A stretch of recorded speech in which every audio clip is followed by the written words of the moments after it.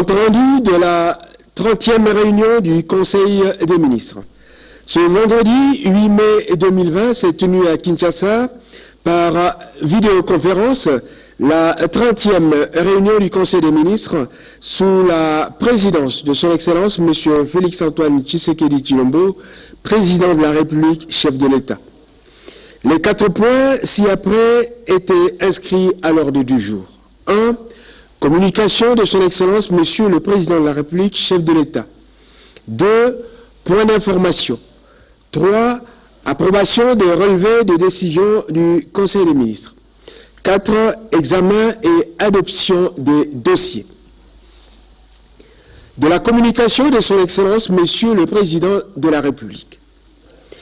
La communication de son Excellence Monsieur le Président de la République a porté sur 5 points, à savoir 1.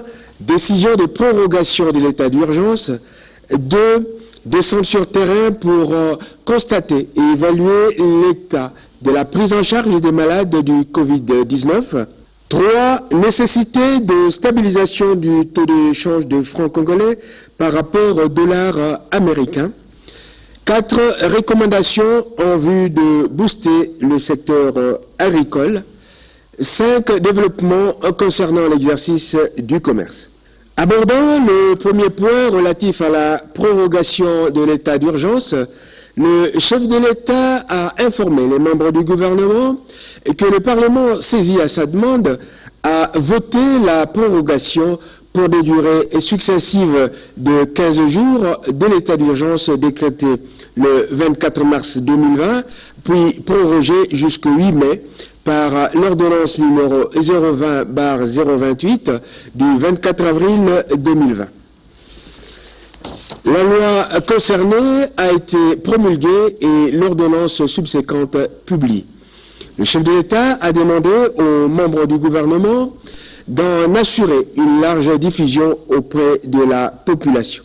Concernant ces descentes sur terrain, le président de la République les a justifiées par la réception de plusieurs plaintes des compatriotes atteints de coronavirus sur les conditions de leur prise en charge. C'est ainsi qu'il a visité 3 hôpitaux publics, à savoir la clinique Ngaliema, l'hôpital du Cinquantenaire et l'hôpital de l'amitié sino-congolaise, et 2 établissements médicaux privés, en l'occurrence le CMK et le HJ.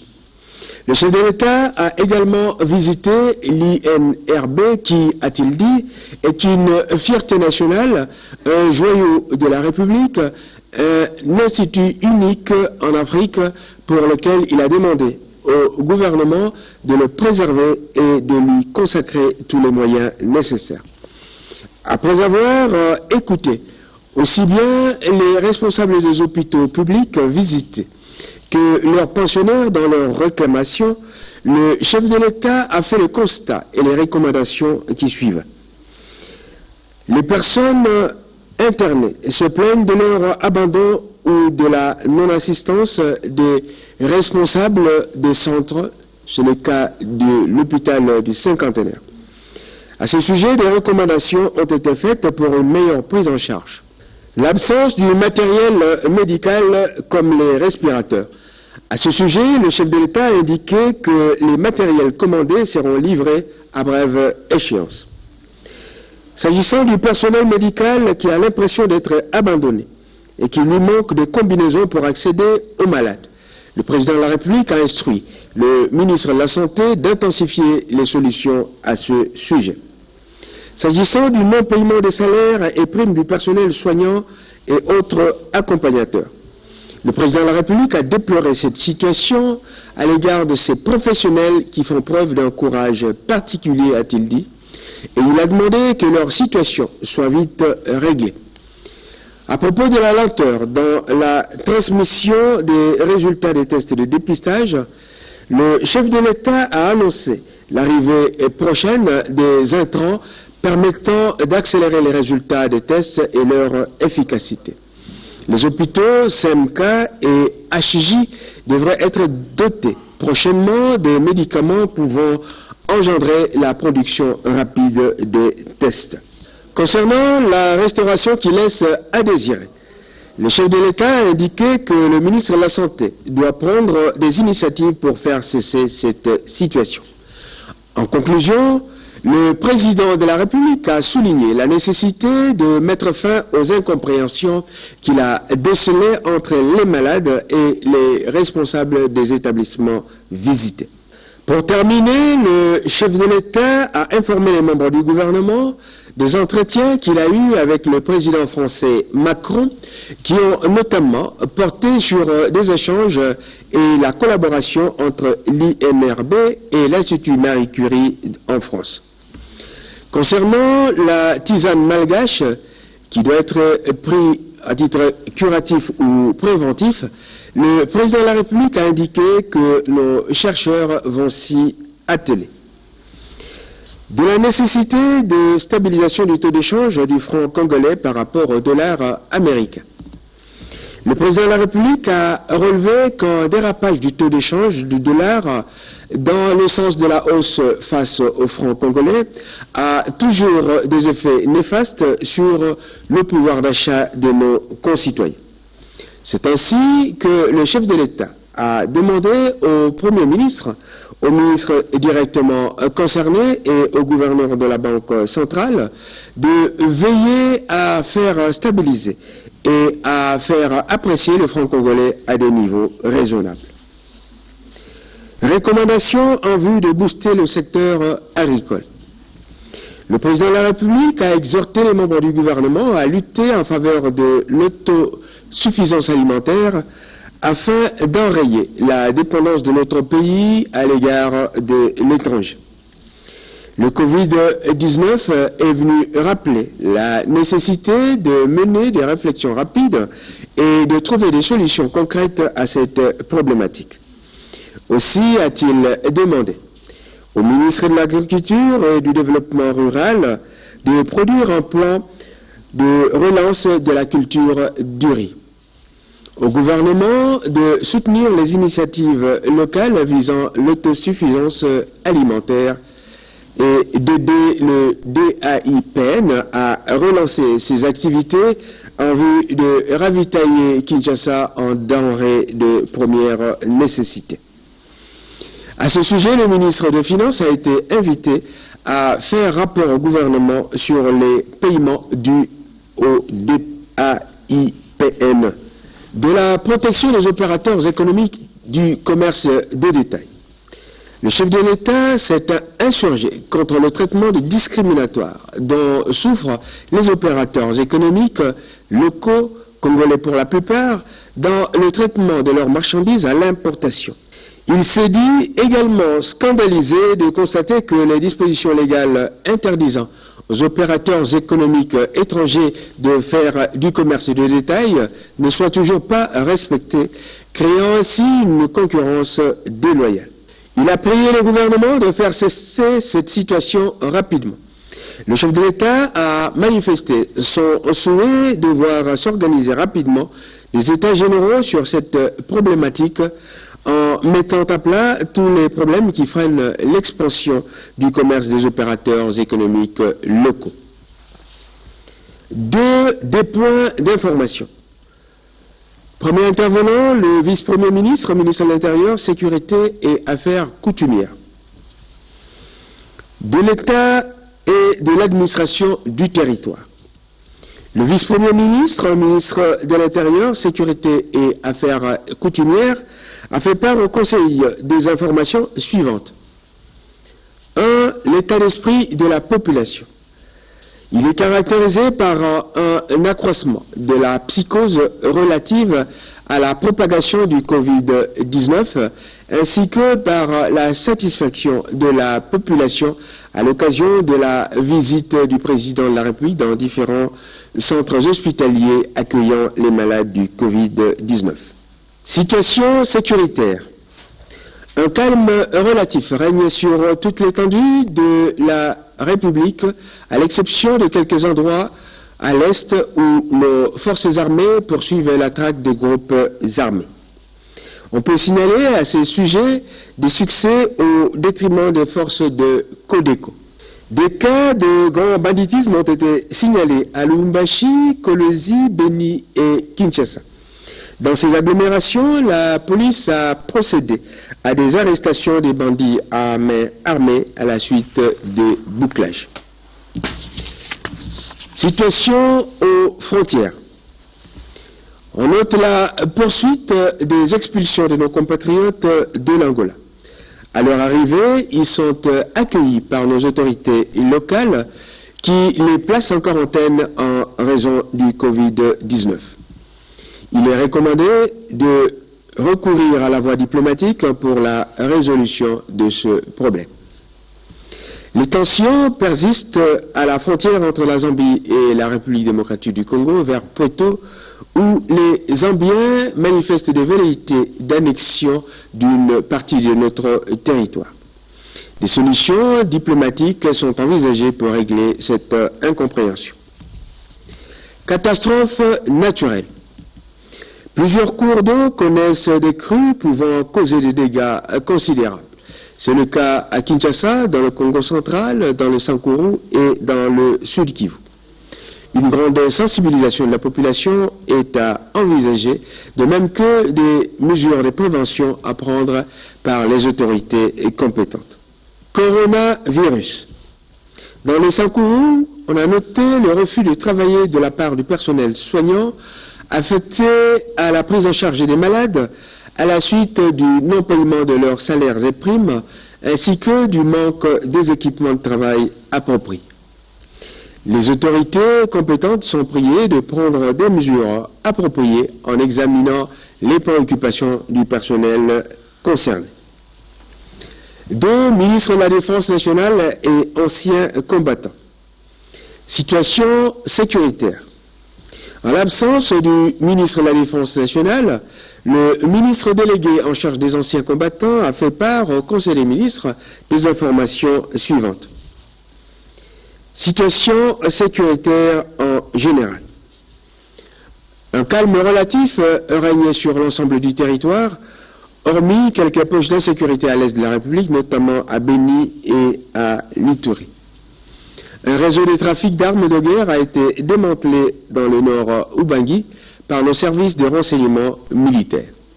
L'appui de l'armée à la police nationale pour combattre l'insécurité grandissante constatée à Lubumbashi, Kasumbalesa et Kolwezi. Des malfrats ont du reste été arrêtés. Renforcement du dispositif militaire en territoire de Moba et Poto au regard des informations sur le déploiement des moyens militaires de la Zambie à notre frontière. Des collabos des ADF-MTM ont été arrêtés en Ituri. La police lacustre ougandaise a arraisonné 5 hors-bord et 12 pêcheurs congolais le 6 mai dernier. Ceux-ci ont été acheminés en Ouganda. Les autorités congolaises sont à pied d'œuvre pour obtenir leur libération. Les attentes des FARDC. Ces attentes ont été formulées à l'endroit du commandant suprême des forces armées congolaises et du gouvernement. 3 ministres de la Santé publique. 1. Évolution de la situation de la pandémie du Covid-19. Le ministre de la Santé a exposé sur la situation épidémiologique, les points saillants, les recommandations du gouvernement et les difficultés rencontrées dans la lutte contre le coronavirus. De la situation épidémiologique. Au 6 mai, on comptait 897 cas confirmés de contamination, 36 cas de décès et 119 personnes guéries. Les provinces touchées sont Kinshasa, Congo central, Haut-Katanga, Nord Kivu, Sud Kivu, Ituri et Kwilu. Les points saillants. Prestation du ministre de la Santé au Parlement. Le ministre y a présenté 2 projets, à savoir le projet régional d'amélioration des systèmes de surveillance des maladies, le projet d'appui à la riposte contre le Covid-19 en RDC par la Banque mondiale. Situation du Covid-19 à la prison de Ndolo. 145 personnes ont été testées positives au Covid-19. Le dépistage se poursuit. Des mesures d'isolement sont envisagées. Les tentes sont difficiles à placer dans la cour. Elles sont également insuffisantes à ce jour. Hôpital sino-congolais de Ndjili et hôpital de Kinkole. Les travaux de réhabilitation se poursuivent. Exécution des recommandations du gouvernement par le ministre de la Santé. Point concernant l'amélioration de la capacité de diagnostic. La possibilité de recourir à d'autres centres hospitaliers privés est envisagée. S'agissant de la visite du chef de l'État dans les installations de prise en charge des malades Covid-19, il y a lieu de noter que cette visite a eu lieu. Concernant l'état des voyageurs rapatriés, on notera 17 voyageurs déclarés positifs sur 327 passagers. 100 voyageurs sont sortis des lieux de leur hébergement. En ce qui concerne la proposition d'arrivée des médecins gabonais en République démocratique du Congo, on notera qu'il y a 20 médecins gabonais qui sont attendus pour une formation auprès de l'INRB. En rapport avec les difficultés rencontrées, on soulignera le refus de certains voyageurs d'obtempérer aux consignes de quarantaine. À ce sujet, il est demandé au ministère des Affaires étrangères d'exiger un acte d'engagement à l'embarquement des passagers. Autre difficulté rencontrée, le non-respect des mesures de distanciation. Concernant le désengorgement des prisons pour les prisonniers en détention préventive, la réflexion doit être engagée avec le ministre de la Justice à ce sujet. Toujours en ce qui concerne les difficultés rencontrées, on notera que le port des masques exige une capacité de production importante. Le chef de l'État a laissé entendre qu'une firme locale propose l'octroi à la République démocratique du Congo de 12 tonnes de tissus, tandis que les autorités chinoises de leur côté envisagent d'alimenter la République démocratique du Congo en quantité suffisante de masques. 4 ministres des Relations avec le Parlement, complétés en cela par les ministres sectoriels. Il s'agit de la restitution des réponses du Premier ministre à la question d'actualité à l'Assemblée nationale en rapport avec la gestion du Covid-19, lui posée par l'honorable Nzekouye. Les réponses du Premier ministre ont été articulées autour de 4 points, à savoir 1. Le contexte initial de cette crise sanitaire et les principales mesures d'urgence. 2. La gouvernance de la lutte contre le Covid-19. 3. Les principaux problèmes et critiques. 4. L'urgence sociale et l'incidence financière que revêt la lutte contre cette pandémie. Le Premier ministre a répondu à toutes ces préoccupations. Toutefois, au regard de la gravité de la situation, les honorables députés ont sollicité de la plénière d'autoriser un débat sur cette question d'actualité qui, sur le plan du règlement intérieur de l'Assemblée, n'appelait pas de débat. Cette autorisation fut exceptionnellement accordée. Les principales préoccupations des honorables députés ont porté sur 1. La capacité du gouvernement à contenir la pandémie et la prise en charge des malades, ainsi que les conditions de travail du personnel soignant. 2. Les éventuels mauvais dépistages des malades. 3. La situation des barrières routières. Et 4. Les moyens financiers à la disposition du secrétariat technique de la riposte au Covid-19.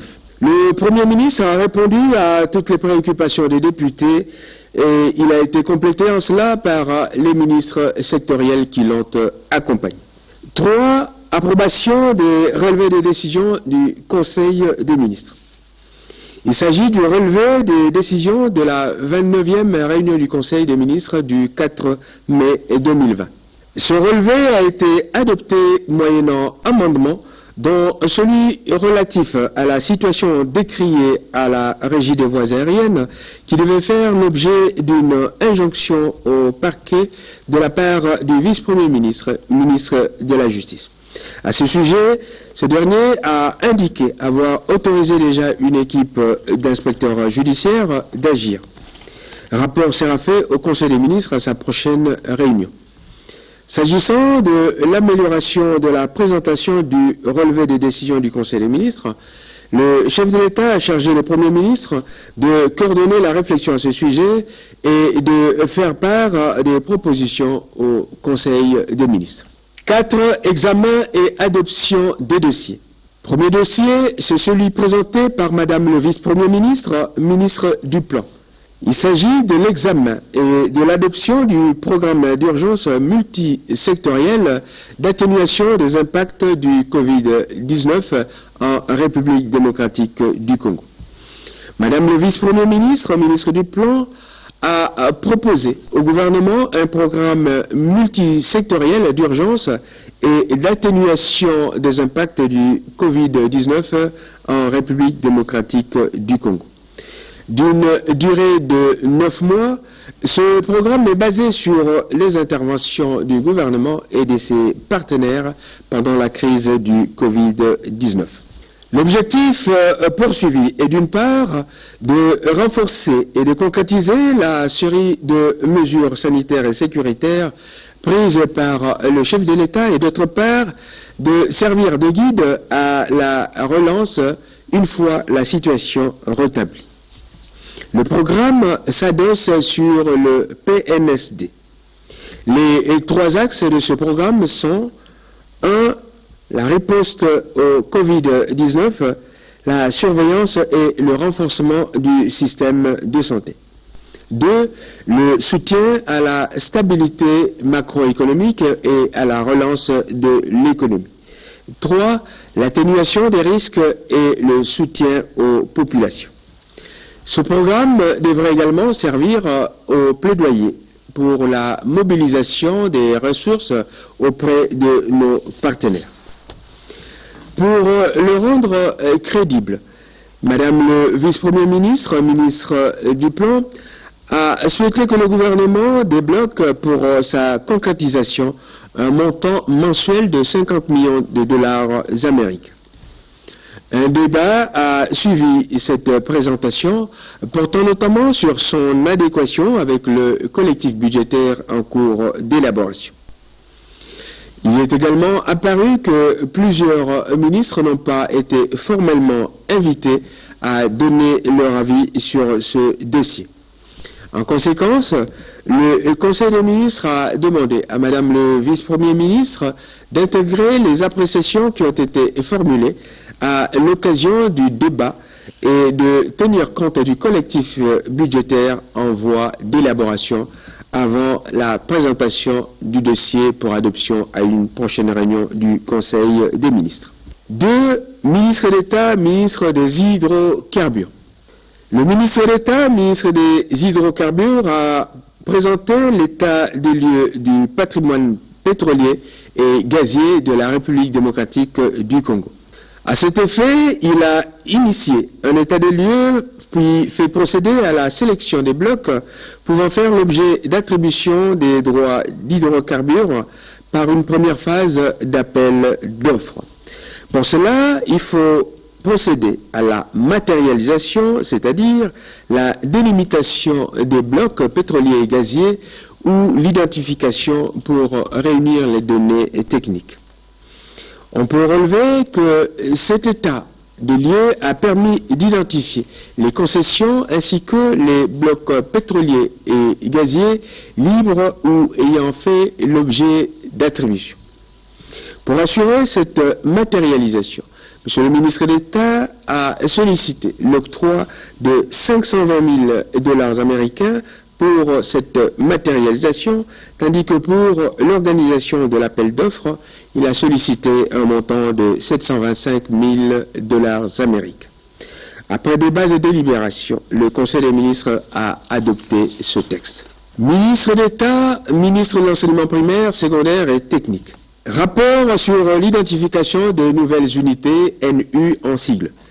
Dans le cadre de la mise en œuvre de la gratuité de l'enseignement, le gouvernement de la République a décidé de payer tous les enseignants dits NU après leur identification, et ce, conformément aux instructions du président de la République. Une commission avait été mise en place avec le concours de la Banque mondiale pour procéder à l'identification de ces nouvelles unités. Au final, 144 944 enseignants NU sont considérés comme éligibles à l'intégration pour 10 906 établissements. Par contre, 249 748 enseignants NU n'ont pas rempli les critères, soit parce qu'ils travaillent dans des établissements fonctionnant avec de faux arrêtés, soit encore dans des écoles locataires, soit dans des écoles avec un nombre limité de locaux, soit encore parce que les dossiers doivent être complétés. Il y a lieu de souligner que les établissements concernés sont ceux des enseignants dont la mécanisation a été suspendue en 2014. Au final, les cas pris en compte sont ceux allant de 2014 à 2018. À la suite de son exposé, Monsieur le ministre d'État, ministre de l'Enseignement primaire, secondaire et technique, a sollicité la contribution du gouvernement de l'ordre de 211 000 $ américains en vue de bénéficier des fonds de la Banque mondiale en contrepartie. Après débats et délibérations, le Conseil a demandé un approfondissement de la réflexion sur ce rapport autour du Premier ministre, du vice-premier ministre, ministre du Budget, du ministre des Finances, ainsi que d'autres ministres concernés par cette problématique. Commencée à 13h40, la réunion du Conseil des ministres s'est terminée à 20h30. Je vous remercie.